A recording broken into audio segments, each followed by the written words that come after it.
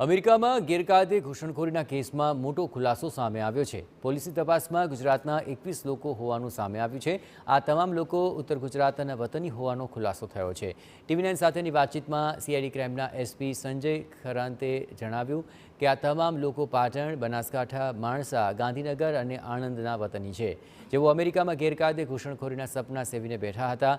Police અધિકારીઓ હવે એ તપાસમાં જોતરાયા છે કે કયા એજન્ટો દ્વારા આ લોકોએ ઘૂસણખોરીનો માર્ગ પકડ્યો હતો, કેટલા રૂપિયા એજન્ટોએ ખંખેર્યા હતા અને કયા રૂટથી તેઓ કોની મદદ દ્વારા ઘૂસણખોરી કરાવવાના હતા.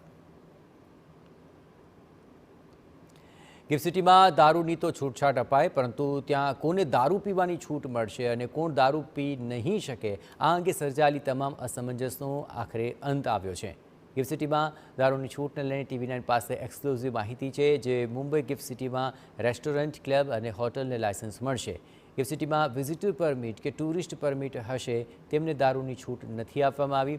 ગિફ્ટ સિટીમાં કામ કરતા લોકોએ પણ અધિકૃત અધિકારી પાસેથી પરવાનગી લેવી પડશે.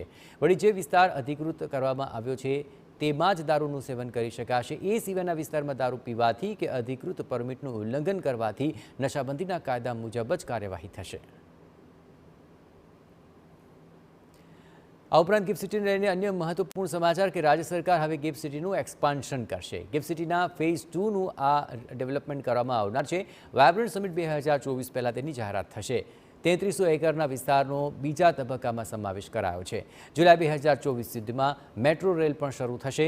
સાબરમતી નદીના બંને કિનારે 9 કિલોમીટરના રિવરફ્રન્ટને ડેવલપ કરાશે. અહીં 2.5 વર્ષમાં રિવરફ્રન્ટ ડેવલપમેન્ટનું કામ પણ પૂર્ણ કરી લેવાશે. ગિફ્ટ સિટી નજીક સોશિયલ ઇન્ફ્રાસ્ટ્રક્ચર સુવિધા સાથે વિશાળ ટાઉનશીપ બનશે.